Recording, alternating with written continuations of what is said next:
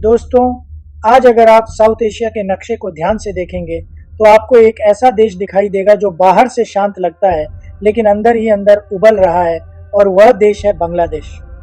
यह सिर्फ प्रोटेस्ट की कहानी नहीं है, यह उस गुस्से, उस फ्रस्ट्रेशन और उस राजनीतिक मैनिपुलेशन की कहानी है जिसे धीरे धीरे स्ट्रीट पावर में बदला गया, स्लोगन्स में ढाला गया और फिर जियोपॉलिटिक्स के हथियार के रूप में इस्तेमाल किया गया।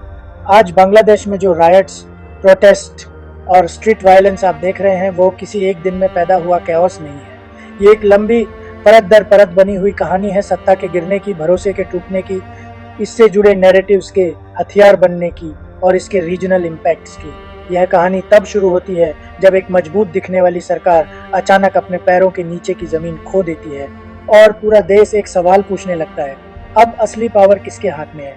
करीब 1 से 2 साल पहले से बांग्लादेश के भीतर असंतोष धीरे धीरे पक रहा था।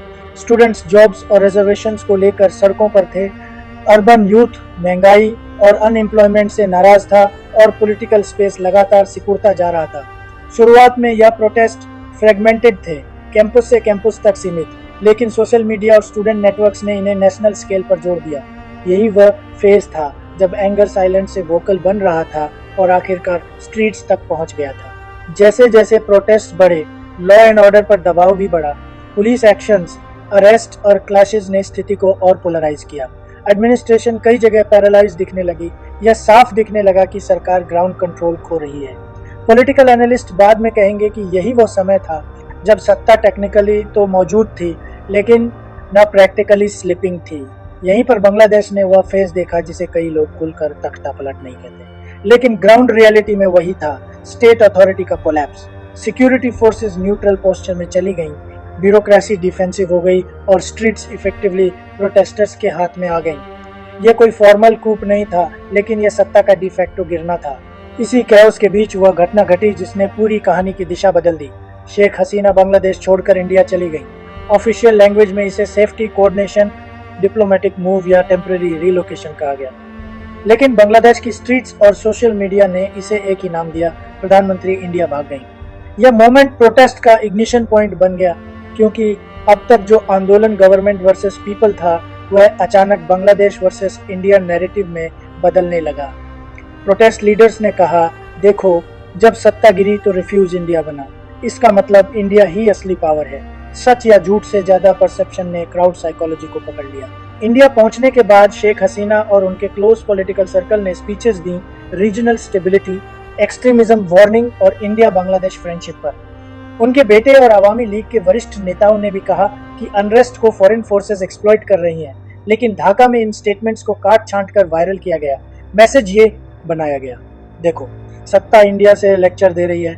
अब प्रोटेस्ट्स का कैरेक्टर बदल चुका था। जॉब्स और इन्फ्लेशन की जगह स्लोगन्स ने ले ली, no foreign control, Bangladesh first, stop Indian interference.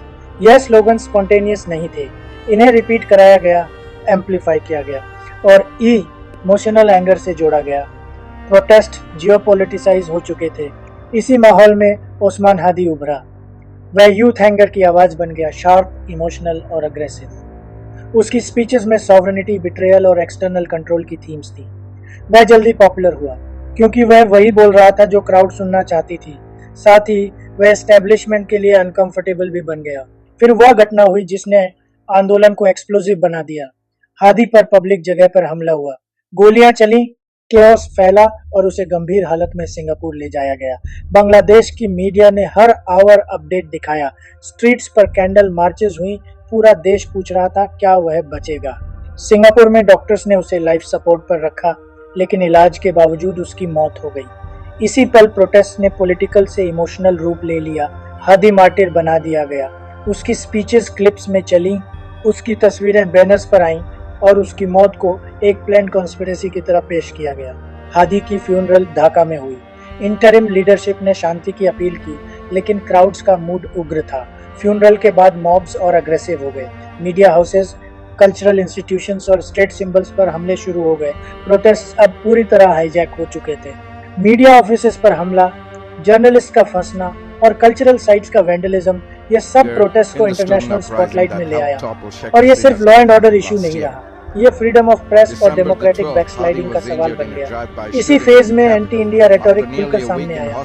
Allegations लगाए गए कि शूटर इंडिया भाग गया, कि इंडिया रेजिम चेंज चाहता है। प्रूफ कोई नहीं था, लेकिन नैरेटिव लाउड था। यही नैरेटिव क्राउड्स को मोबिलाइज करने के लिए काफी। एनालिस्ट का मानना है कि पाकिस्तान के लिए यह सिचुएशन अपॉर्चुनिटी थी इंडिया बांग्लादेश मिसट्रस्ट को डीपन करने की। इस्लामिस्ट रेटोरिक और हिस्टोरिकल रिजेंटमेंट को नया प्लेटफॉर्म मिला। यह ओवर्ट नहीं था, लेकिन एकोज साफ थे। चाइना ने स्लोगन्स नहीं दिए, लेकिन इंस्टेबिलिटी के बीच इकोनॉमिक और स्ट्रेटेजिक एंगेजमेंट बढ़ाने के संकेत दिए। For Beijing, weak neighbourhoods mean stronger leverage. Bangladesh की अनसर्टेनिटी उसके लॉन्ग टर्म कैलकुलस में फिट बैठती थी। यूनाइटेड स्टेट्स और इंटरनेशनल बॉडीज ने डेमोक्रेसी, ह्यूमन राइट्स और रिस्ट्रेंट की बात की। स्टेटमेंट्स बैलेंस थे, लेकिन timing strategy. Elections, narrative, sanctions, pressure और डिप्लोमेटिक सिग्नलिंग सब एक साथ चल रहा था। इंडिया के लिए ये सिर्फ रेटोरिक नहीं था। बॉर्डर विजिलेंस बढ़ी, डिप्लोमेटिक मिशंस सिक्योर किए गए और मिस इन्फॉर्मेशन कंट्रोल एक बड़ा चैलेंज बना। Anti India narrative spill over risk बन चुका था। फेक वीडियोस, एडिटेड क्लिप्स और ओल्ड इंसिडेंट्स को करंट अनरेस्ट से जोड़कर फैलाया गया। परसेप्शन रियलिटी से ज्यादा पावरफुल हो चुकी थी। यही मॉडर्न प्रोटेस्ट वॉरफेयर है, ग्राउंड से ज्यादा स्क्रीन पर लड़ी जाने वाली लड़ाई। भारत ने तैयारियां तत्काल शुरू कर दी। लगातार रिपोर्ट्स के बाद इंडिया ने अपने बॉर्डर सिक्योरिटी को और सख्त कर दिया, ताकि कोई स्पिल ओवर वायलेंस या इलीगल क्रॉसिंग्स न हो। इंडियन आर्मी और बॉर्डर सिक्योरिटी फोर्स बीएसएफ ने बांग्लादेश के साथ कंटिगुअस बॉर्डर पर हाइटेंड पेट्रोलिंग ऑर्डर्स लागू किए, सेंसिटिव सेक्टर्स को रिइंफोर्समेंट दिए और हॉटस्पॉट एरियाज पर सर्वेलेंस टेक्नोलॉजीज को डिप्लॉय किया। इसके अलावा यह सुनिश्चित करने के लिए कि प्रोटेस्ट का फैलाव भारत के अंदर न आए, इंटेलिजेंस एजेंसीज ने रियल टाइम मॉनिटरिंग और अर्ली वार्निंग सिस्टम्स को एक्टिवेट किया। साथ ही लोकल कम्युनिटीज को एडवाइजरीज जारी की, ताकि वे मिस इन्फॉर्मेशन और पैनिक सिचुएशन से प्रभावित न हो। इसी क्रम में इंडिया ने अपने डिप्लोमेटिक मिशंस को सिक्योर करना भी शुरू कर दिया। ढाका और चिटागोंग में इंडियन हाई कमीशन और कॉन्सुलेट्स के चारों ओर एक्स्ट्रा सिक्योरिटी डिप्लॉयमेंट्स की गई। Embassy perimeter fences, CCTV monitoring और रैपिड रिस्पांस टीम्स को रीइंफोर्स किया गया। कुछ वीजा सेंटर्स पर टेम्पोरेरीली ऑपरेशंस और वॉक इन सर्विसेज को सस्पेंड कर दिया गया, ताकि मास इनफ्लोस या प्रोटेस्ट्स के स्पिलओवर को रोका जा सके। इंडियन मिशंस ने अपने नेशनल्स को एडवाइजरीज जारी की कि वे लोकल अनरेस्ट से दूर रहें और इमरजेंसी कॉन्टैक्ट्स सेव रखें। इसके अलावा इंडिया ने अपने डिप्लोमेटिक चैनल्स को लगातार एंगेज रखा। ढाका के काउंटर पार्ट्स के साथ back channel parleys, high level discussions और रेगुलर सिचुएशनल ब्रीफ्स लिए जा रहे हैं, ताकि एस्केलेशन से पहले डी एस्केलेशन हो। यह measures humanitarian corridors, evacuation protocols और क्राइसिस कम्युनिकेशन लाइंस के साथ सिंक्रोनाइज किए गए हैं, ताकि सिचुएशन फर्दर डिस्टेबलाइज न हो। साथ ही इंडिया ने अपने बॉर्डर इंफ्रास्ट्रक्चर को अपग्रेड करना भी तेज कर दिया। इंटरनेशनल बॉर्डर्स पर fencing improvements, flood lights, sensors, motion detectors और इंटीग्रेटेड बॉर्डर मैनेजमेंट सिस्टम्स को डिप्लॉय कर दिया गया, ताकि बढ़ते अनरेस्ट के बीच कोई अनऑथराइज्ड मूवमेंट या क्रॉस बॉर्डर स्मगलिंग अटेम्प्ट्स न हो सके। स्पेशल ट्रेनिंग सेशंस बीएसएफ और आर्मी यूनिट्स के लिए कंडक्ट किए गए, ताकि वे complex civil unrest spill over scenarios को हैंडल कर सकें। आज बांग्लादेश उस फेज में है जहां प्रोटेस्ट पॉलिसी से हटकर आइडेंटिटी और अलाइनमेंट पर टिक चुके हैं। यही सबसे डेंजरस स्टेज होता है। इंस्टीट्यूशंस फ्रेजाइल हैं, पॉलिटिक्स पोलराइज्ड है और फ्यूचर अनसर्टेन। शेख हसीना का इंडिया जाना सिर्फ एक फ्लाइट नहीं था, वह उस नैरेटिव वॉर का ट्रिगर था जिसने स्ट्रीट्स को जियोपॉलिटिक्स में बदल दिया। उस्मान हादी की मौत सिर्फ एक ट्रेजेडी नहीं थी, वह मोबिलाइजेशन का फ्यूल बन गई। बांग्लादेश की कहानी साउथ एशिया के लिए वार्निंग है। जब सत्ता गिरती है तो नैरेटिव्स हथियार बन जाते हैं, और जब नैरेटिव्स अनकंट्रोल्ड हो तो बॉर्डर्स भी सुरक्षित नहीं रहते। यदि आपको यह पूरी कनेक्टेड स्टोरी समझ में आई हो तो वीडियो को लाइक कीजिए, शेयर कीजिए और चैनल को सब्सक्राइब करना मत भूलिए, क्योंकि यहाँ हेडलाइंस नहीं, पूरी कहानी बताई जाती है। जय हिंद, वंदे मातरम। मैं Ravish Kumar, signing off. Muhammad Yunus called it an irreplaceable loss to the nation's political and democratic spirit. Urging citizens to remain calm, Yunus assured a transparent investigation and promised that all those responsible will be brought to justice.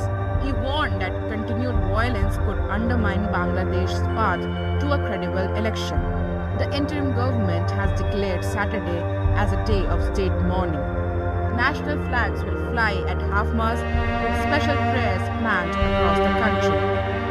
This is Muskan for NDTV.